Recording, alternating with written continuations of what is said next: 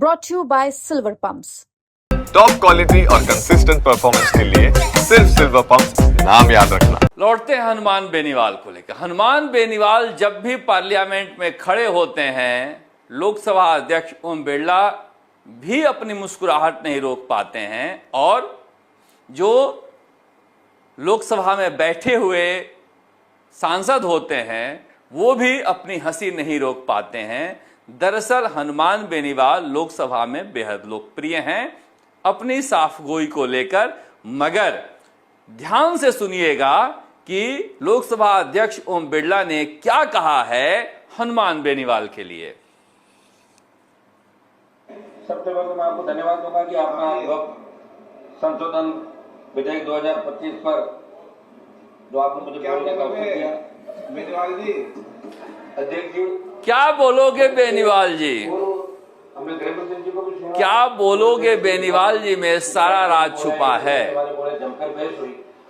आवाज कम कर देंगे, चलता रहेगा पीछे, फिर आपको दोबारा हम आवाज सुनाएंगे। क्या बोलोगे बेनीवाल जी में सारा राज छुपा है। मैं हनुमान बेनीवाल के लोकसभा में दिए गए पूरे भाषण को सुन रहा था। हनुमान बेनीवाल क्या वापस एनडीए की तरफ जा सकते हैं? उन्होंने 2 बार कहा कि मैं वक्फ बिल का विरोध करता हूं और इतने कमजोर लहजे में कहा और सारा कुछ ऐसे कहा कि मुसलमानों के मन में ये डर है, इसको दूर करना चाहिए। उन्होंने ये नहीं कहा कि मुसलमानों का इससे अहित होगा। उन्होंने लगे हाथ यह भी कह दिया कि किस परिस्थिति में मैं जीत के आया हूं आप जानते ही हो, यानी कि मुसलमानों ने भी वोट दिया है और कैसे कैसे जीत के आया हूं। मगर जिस तरह से वो बोल रहे थे ऐसा लग रहा था कि ज्योति मिर्धा को वापस पार्टी चेंज करना पड़ सकता है। सुनेंगे, हनुमान बेनीवाल को सुनना हमेशा आनंद की प्राप्ति होती है। बिल्कुल जेपीसी को भेजा जाए और जेपीसी के अंदर चला गया। जेपीसी की खबर रोज हम पढ़ते थे कि विपक्ष के सांसद जब अपना सुझाव रखना चाहते तो उनको बोलने नहीं दिया जाता और जेपीसी के अंदर जब और सुझाव आए तो उनसे हटके खाली एक फॉर्मेलिटी की जेपीसी में भेजने की। जो सुझाव जो संशोधन चाहते थे वो इसके अंदर नहीं गए। मेरी मांग है कि आप इसके अंदर बड़ा मन रख के विचार करें गृह मंत्री जी। अभी कोई इस बिल से परमानेंट कुछ नहीं होने वाला, मुझे लगता है इससे परमानेंट कोई सरकार अपनी बढ़ती रहेगी और जो चीजें उस पर विशेष रूप से आप ध्यान दें। एक निवेदन करूंगा, इससे कुछ नहीं होने वाला, इससे परमानेंट अपनी सरकार नहीं बनती रहेगी, अपनी सरकार नहीं बनती रहेगी। आगे सुनते हैं। लेकिन विभिन्न प्रकार के जो आरोप लगाए गए, लेकिन क्या है समाधान उन्हीं आरोपों के खिलाफ है या कोई राजनीतिक एजेंडा है? अध्यक्ष महोदय, संसदीय कार्य मंत्री जी को मैं ये भी पूछना चाहूंगा कि बिल धार्मिक स्वतंत्रता में दखल तो नहीं देगा, फिर देश का हम भाई ये सारा कुछ हनुमान बेनीवाल पूछ रहे थे, ये कह नहीं रहे थे। मकराना, लाडनू, नागौर, भीलवाड़ा, वहाँ के लोग कह रहे हैं कि साहब इतना बड़ा हल्ला हो रहा है, आप वहाँ क्या करें पार्लियामेंट के अंदर। ये तो अच्छा आज आपने हमें बुलवा दिया, अगर नहीं बोलते तो बात जाके ये कहना पड़ता है हम क्या सो रहे थे, क्या करते, बोले तो नहीं, और हम हमारी बात आप तक ही रख सकते हैं और छोटी पार्टियों को आप संरक्षण देते हैं। आज आपको बहुत बहुत धन्यवाद अध्यक्ष जी कि आज आपने हमें बोलने का अवसर दिया। अध्यक्ष जी है बोलने लगा मुझे गिरिराज सिंह जी, आप अपना काम करो, मैं मेरा कर रहा हूँ। आप उधर से बोलो, मुझे भी तो बोलने दो साहब। अब की बार तो हम चुन के कैसे है आप जानते हो सारी बातें।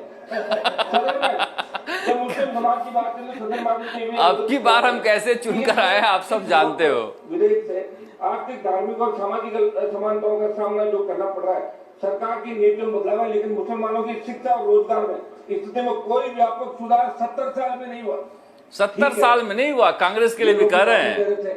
लेकिन मुसलमानों का जो सुधार आर्थिक, सामाजिक, धार्मिक रूप से नहीं हुआ, इसमें कहीं कहीं दोष इन लोगों का भी है। हाँ, हम बिल के इसके आपके विधेयक के खिलाफ है, लेकिन कांग्रेस पार्टी भी कहीं कहीं अगर ये विचार करते निश्चित रूप से बहुत बड़ा और फायदा हो सकता था नौकरियों में और सब बातों में। अध्यक्ष महोदय, हमारी जो वक्त की संपत्तियां, सुनिए एक बार सुना था, वक्त की संपत्तियां हैं। अब हम तो खुद बोल रहे, सुनो मेरी बात, आप लोग हमारे छोटे दलों का ध्यान रखते हो क्या? कि भाई मैं बोला खुद बोल के ताली बजा चले जाओ तो कांग्रेसी अपने जो है लोगों से बुलवा लेते हैं, छोटे दलों का ध्यान नहीं रखते हैं, तो उनको कह रहे हैं कि विपक्ष। मैं ये पूछना चाहता हूँ, ये जो बिल है इस जगह ये तो नहीं कि विपक्ष वालों का ध्यान जो है आप लोग तो रखते नहीं हो। और कलेक्टर पावर देकर सरकारी संपत्तियों को घोषित नहीं करें, ये बहुत बड़ा मुद्दा इस देश के प्रत्येक व्यक्ति के मन आशंकाओं के बारे में बोल रहे हैं वो। इस बिल लाने के पीछे सरकार की मंशा पर सवाल निशान खड़े हो रहे हैं, क्योंकि आपकी नीतियां उद्योगपतियों के हित को देखकर बन जाती है। जैसे जमीन को धार्मिक और सामाजिक कल्याण के लिए संरक्षित किया गया था, उसे हटकर बड़े उद्योगपतियों में बांटना, मुस्लिम समुदाय के अधिकार को सिरा जाना। एक मिनट समाप्त करो। इसलिए ये कैसे सुनिश्चित होगा कि मुस्लिम समुदाय के अधिकार का नहीं होगा? ये सरकार के हितों को पूंजीपतियों को फायदा पहुंचाया जा रहा है। ये अन्यायपूर्ण नीति न केवल संविधान के मूल्यों के खिलाफ है, बल्कि सामाजिक ताने बाने को भी कमजोर करने का बड़ा षड्यंत्र है। अध्यक्ष जी, मैं ज्यादा इन पन्नों में फिर आप कह दोगे एक पन्ना पड़ रहा। मैं तो राजस्थान की बात करूंगा। राजस्थान में जो वक्त की संपत्तियां, ये मेरे प्रदेश के अंदर वक्त की कौन सी संपत्तियां हैं उनके बारे में लोगों को पता ही नहीं। और राजस्थान प्रदेश की वक्त की कौन सी संपत्तियां जो सरकार की तरफ जा सकती है, राजस्थान का मुसलमान भी देखना चाहता है कि हमारे हितों पे कुठाराघात हो रहा है। देखिए, राजस्थान से 11 MP चुन का है, बड़ा मुझे वो कहते हुए वो आ रही है कि 11 मुझे कांग्रेस पार्टी कम से कम एक को तो बोलने का मौका देती है। आप उधर से मैं ही बोल रहा हूँ, ये भी मेरे ही खाते में सारा। मैं ही लड़ाई लड़ रहा हूँ यहाँ पे, मुसलमानों की भी लड़ रहा हूँ, मेरे समाज की लड़ रहा हूँ, अग्निवीर की लड़ रहा हूँ, किसान की लड़ रहा हूँ, बेरोजगार की लड़ रहा हूँ, बढ़ती महंगाई की, भ्रष्टाचार की और बढ़ते अपराधों की सारी लड़ाई मुझे लड़नी पड़ रही है। इस बिल के अध्यक्ष महोदय, तो हनुमान बेनीवाल ने बता दिया कि कांग्रेसी जो हैं वो चुपचाप राजस्थान में 11 जीत कर आए हैं, बैठे हुए हैं। राजस्थान की पूरी लड़ाई मुझे अकेले लड़नी पड़ रही है, चाहे राजकुमार जाट हत्याकांड की हो या फिर अग्निवीर की हो, महंगाई की हो, बेरोजगारी की हो, ये बेकार जीत के आए हैं।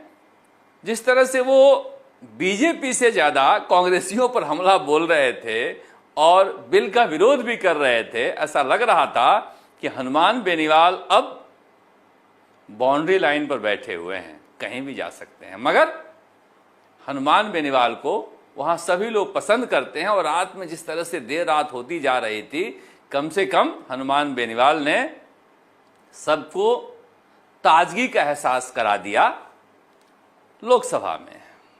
अब देखिए, वक्फ बिल की स्थिति तो ऐसी है कि पहले मुर्गी या पहले अंडा।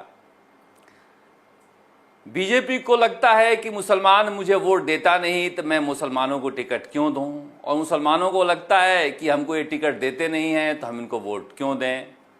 बीजेपी अगर मुसलमान को टिकट देती है तो कुछ मुसलमान और सारे हिंदू मिलकर जिताते हैं।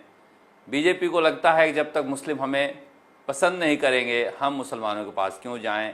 ईद की बधाई को लेकर भी राजस्थान में भजन लाल शर्मा जी नहीं दी तो कई तरह के बहस को जन्म दिया गया। मगर दिया कुमारी इन दिनों एक्टिव हैं और खूब एक्टिव हैं, जहां भी जाते हैं सड़क के ठेकेदारों का पूरी खैर खबर लेती हैं। और ये गई थी गंगापुर सिटी, मानसी गुजर आपको दिखाई दे रहे होंगे, वहां पर इन्होंने ठेकेदारों को बुलाकर और काम है ना, हम उसकी गारंटी देते हैं जनता में। आप इन पे करिए कार्रवाई तुरंत करें। ऐसा काम, ये घटिया काम नहीं चलेगा। ये रेत दिख रही है, मुझे तो कुछ भी नहीं दिख रहा। काम ये काम है क्या? ये तो कुछ भी नहीं है। क्या है ये काम दिख रहा है आपको? चौड़ाईकरण में क्या आपने लाइनें खींच दी चौक से, और ये पूरा ये देखिए मिट्टी की मिट्टी है। दिया कुमारी के इस तरह से एक्टिव रहना राजस्थान के लोगों के हित में है, क्योंकि ठेकेदारों ने यही किया है। ऐसी सड़क बनाते हैं कि अगली बार फिर टेंडर हो और फिर सड़क बनाए, फिर बह जाए, फिर टूट जाए, फिर बनाए। लगातार हम देख रहे हैं कि दिया कुमारी जा रही है मौके पर और ठेकेदारों से सवाल जवाब कर रही हैं। मगर कुछ दिनों बाद हमें यह भी देखना होगा कि क्या स्थितियां भी सुधर रही हैं, क्योंकि जिस तरह से वो जनता में एक संदेश देती हैं, जनता में अगर सुधार होता है, सड़क सुधार या सड़क की गुणवत्ता बढ़ती है, तो ये दिया कुमारी के इस पहल को सराहनीय माना जाएगा और जनता बहुत पसंद करेगी। पर रविंद्र सिंह भाटी भी पूरा जलसा लेकर बसवा पहुंचे थे, जहां पर राणा सांगा को खनवा के युद्ध में घायल होने के बाद होश आया था।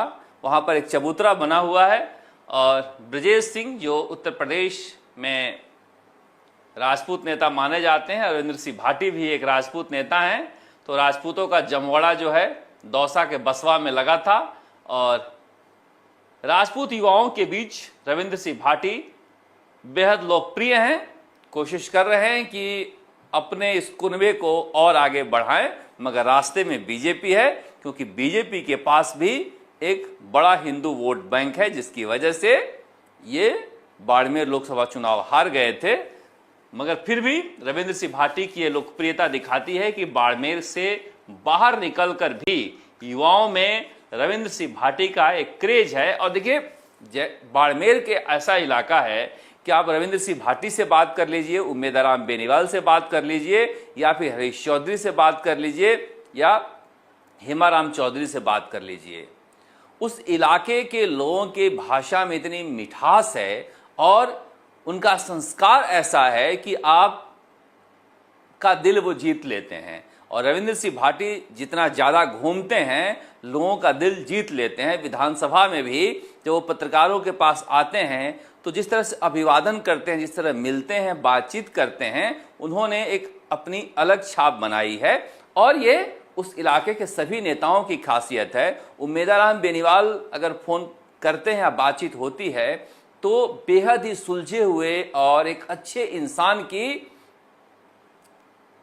भनक आपको टेलीफोन पर ही मिल जाएगी। तो उस इलाके की एक तासीर भी है जो दिखाई देती है। मगर क्या रविंद्र सिंह भाटी की बढ़ती लोकप्रियता राजस्थान में या राजस्थान के युवाओं में या राजपूत समाज के युवाओं में बीजेपी के पेशानी पर बल भी ला सकता है?